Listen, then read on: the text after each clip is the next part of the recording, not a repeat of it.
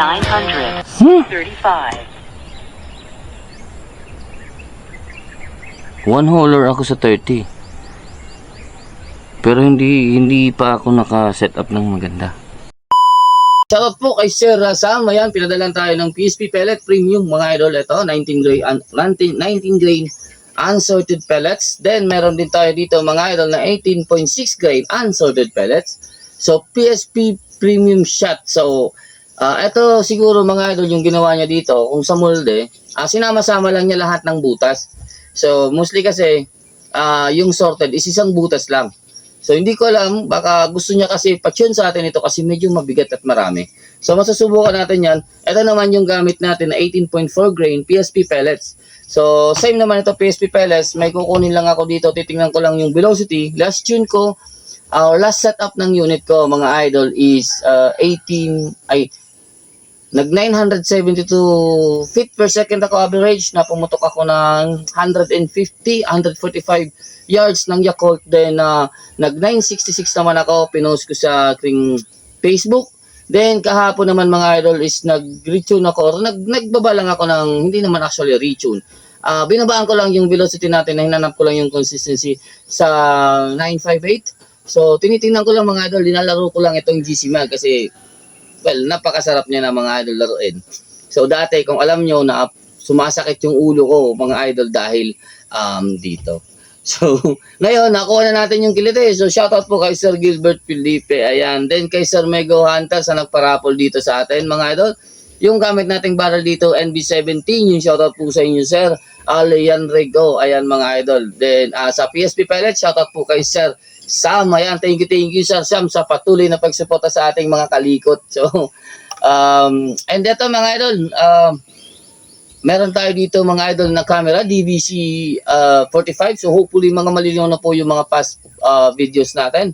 So naghunting kami nag-edit ako mga idol, napakaganda. Yun nga lang, shooting right ako mga idol, pero okay lang.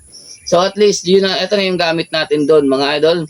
Then shoutout din po kay Sir Dennis Lina. Ayan, shoutout po sa inyo sir. And kay Sir Reginald Jose. Ayan, at kay sa anak niya na Sir Rael Maverick. Ayan, shoutout po sa inyo sir. And thank you sa mga suporta nyo. And kay Sir Oscar Noble, ayan, shout out po sa inyo, sir.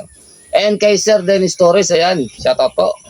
And sa lahat ng mga nagpa-reserve sa atin ng Bipad, thank you. Shout out po sa inyong lahat. And sa mga hindi pa, magpa-reserve na kayo. Sa July na po yung aking reservation. At meron na po akong full slot na yung may engine. So, ngayon mga idol, yung gagawin ko lang muna dito, yung starting ko mga idol, is ito muna ang 18.4 grain. Kasi, gusto ko makita kung zero tayo and kung yung 958 feet per second average velocity ko na nakuha is na-maintain niya. Kasi nag-stay na siya ng overnight, then malamig yung panahon. Then again, meron din tayo mga idol factor ng malamig and hindi. So, pag malamig yung panahon or malamig yung tanke natin, mostly bumababa yung ating velocity. Pero pag mainit na, tumataas din yung ating pressure and yung velocity. So, hopefully makita din natin yan dito mga idol. Then, anong oras na mga idol? 6:19. So, habang wala pang wind, biray na natin to. So, siguro bigyan ko dito ng 5 shots lang and tingnan natin yung zero. Then, hindi po ako mag-zero para nakikita natin yung groupings. So, then, subukan natin tong 18.6 grain, then yung 19 grain mga idol. So, etong dalawa mga idol, mag-iiba ito sa ating chrono dahil hindi ko po na-set yung 18.6 grain. Sa setup dito, magagawa tayo ng pellet dyan. Then, yung 19 grain. So, hindi ko na muna siya babalihan dito. Hindi ko na muna siya intindihin dito. Ito lang muna yung sa chrono natin.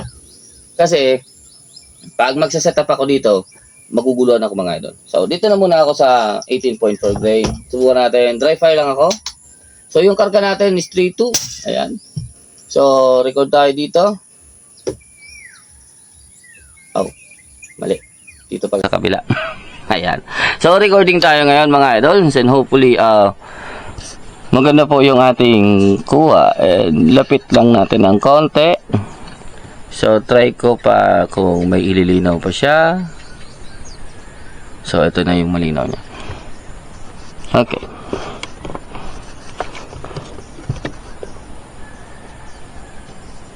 Okay. First load tayo ng 18.4 grain PSP pellets.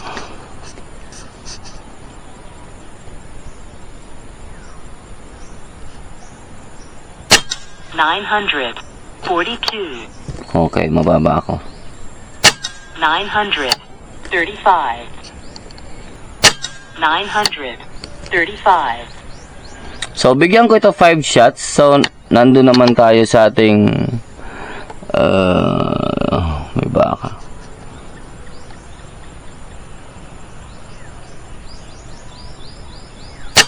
$930. $930. Okay? So, hindi siya dito nakatune, then mababa yung bigay niyang velocity ngayon. So, anyways, mas gusto talaga niya yung mga nasa 958, 960, mga ganyan. So, try natin itong 18.6 grain. Tinlan lang natin kung anong patama niya sa ganitong klaseng setup. So, hindi naman nagsabi si sir na i-tune natin ito. Kasi kung i-tune natin ito, medyo mahihirap-hirapan tayo at mabibitin tayo sa pellet. Marami. Ayun, maganda.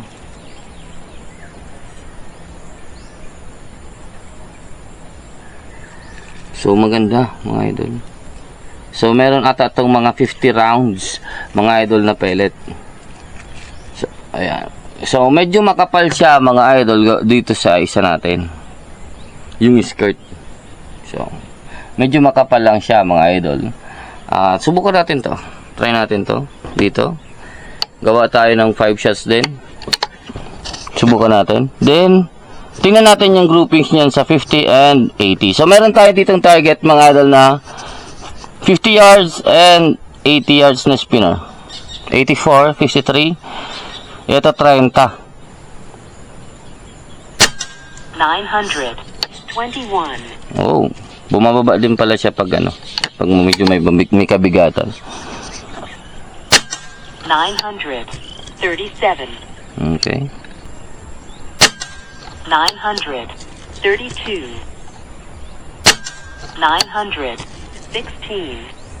So, wag niyo nang isipin, mga idol, yung ating yung chrono, kasi iba po yung nakaset niyan sa projectile, yung weight, yung bigat ng pellet, kaya hindi po yan magbibigay ng magandang reading.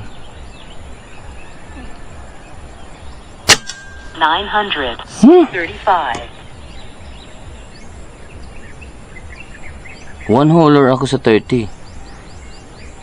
Pero hindi pa ako naka-set up ng maganda. Subukan natin, mga idol, sa 50. So, try natin to. 50. So, try natin yung groupings sa 50. Ayan.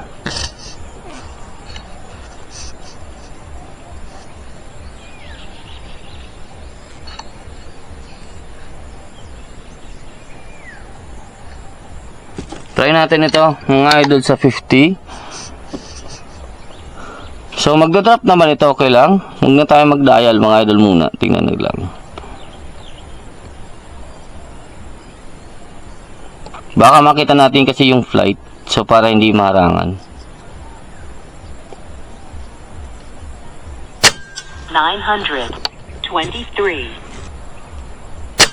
932. 921.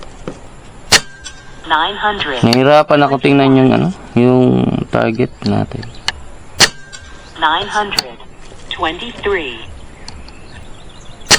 919.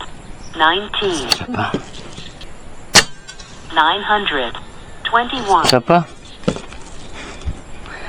So, ito, mga idol, 53 yards ito.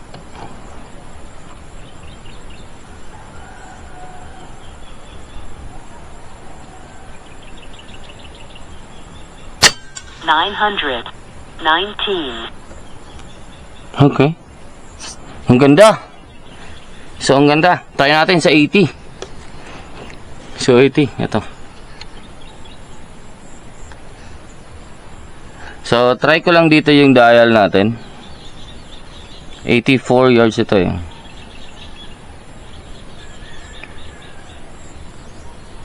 So, 2.6. try natin dito.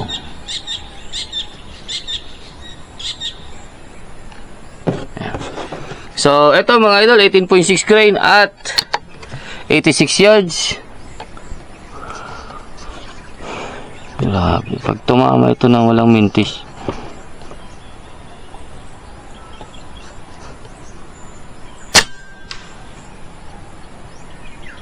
Gumalaw. Mababa pa ata tayo, parang ito yung tama ko. One more. So, parang kulang yung ating 2.6. Tingnan natin kung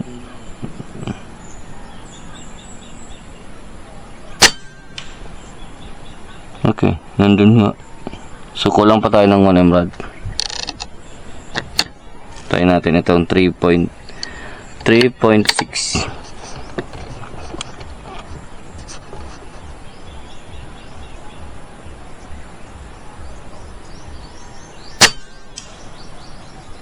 Sira na ito. Yun na lang isa.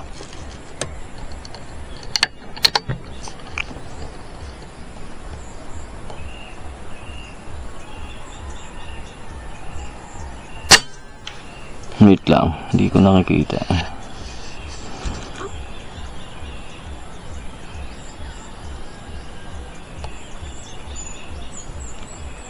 Mataas ako.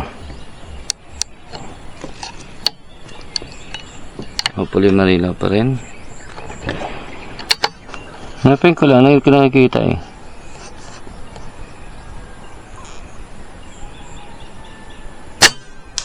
Okay, 1. So, nasa 3.4.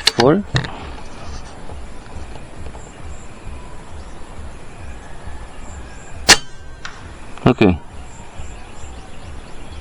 Mataas ulit. Ay, nasa gilid.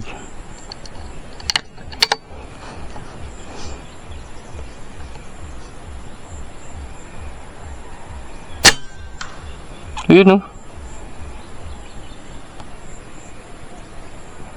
Ito yung tama. Isa pa. One more.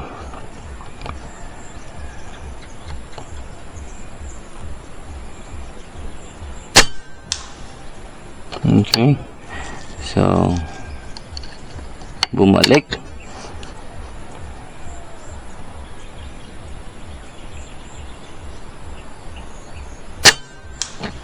Okay. Ayun o, kung nakikita nyo yung tama niya, medyo shooting left tayo ng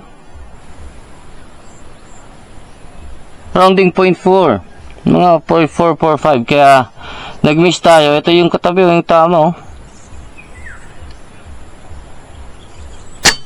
oh, nandun ulit oh. Grabe. So pwede ko ito i-dial 1, 2. Bigyan ko lang ng 2, baka masobrahan. Tingnan natin kung papasok tayo dun sa 2 clicks.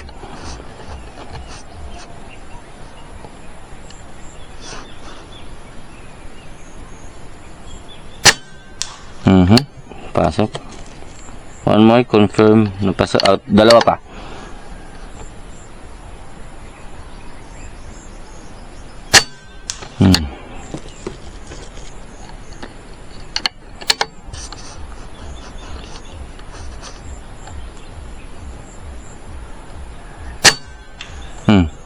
Dun lang. So, umilag ata. Kulang pa yung 2 clicks natin.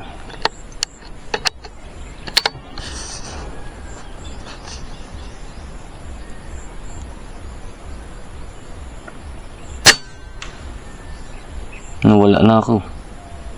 Anyways, gawa natin ang groupings mga idol dun sa kahoy. So, gawan ko ng 5 shots dun sa kahoy mga idol. Dito. Ito yung point of aim natin, oh.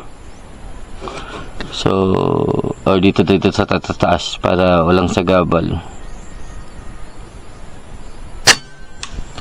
Siya. So, nasobran nga yung click ko. Yung mataas ng kaunti.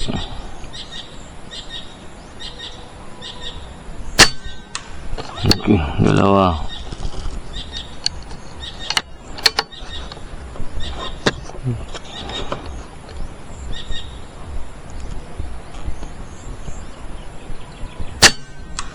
Tatlo.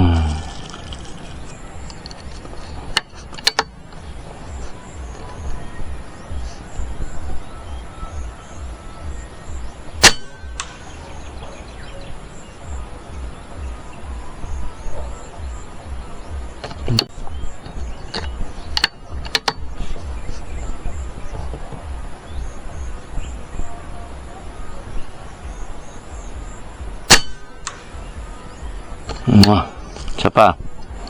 Tingnan natin yan.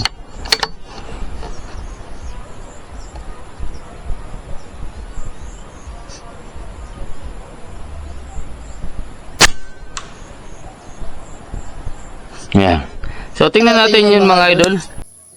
So, try muna natin tingnan. At sukatin natin ang caliper.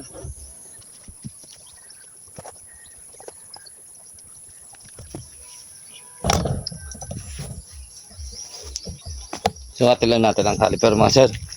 So, yung 30 yards yung mga idol, maganda in 50.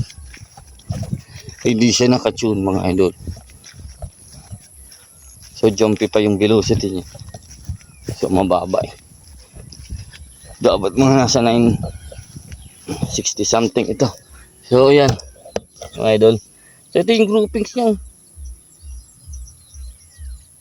6mm, mga idol, center to center overall or outside diameter mga idol is 9.89. 9.89 yards mga mga idol, yards.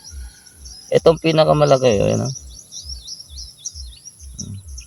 So dito sa pinakamalaki, outside diameter niya is 10.32. Center to center sa pinakamalaki mga idol 6mm. Not bad. Napakaganda na. Sa hindi nakatune na unit. So, pwede ko na matawag mga idol siya na competition pellet. So, pwede siya sa competition.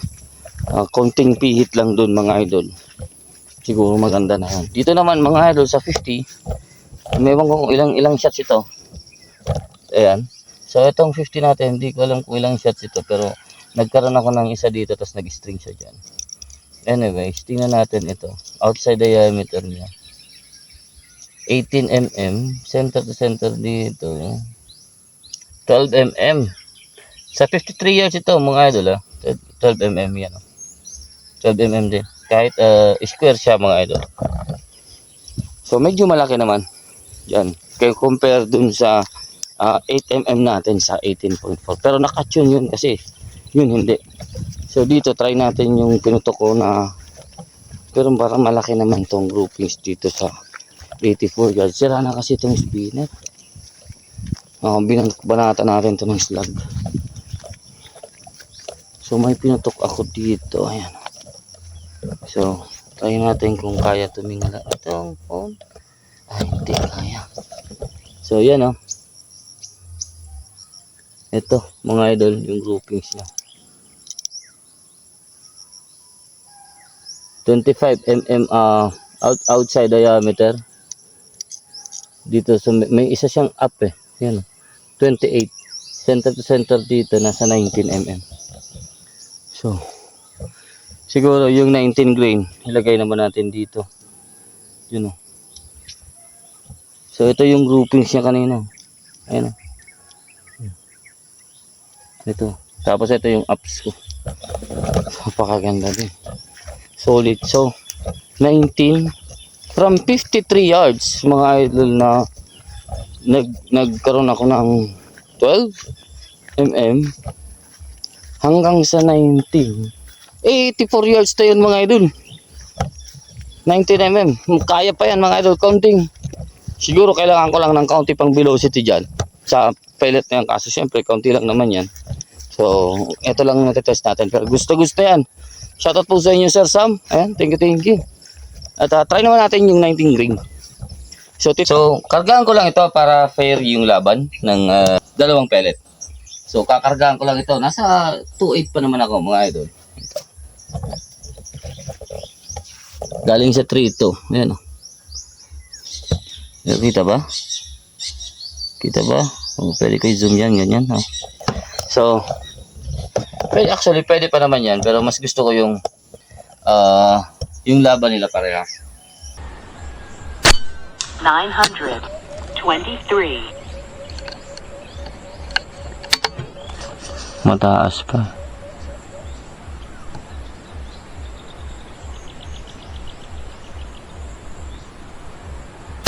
$923.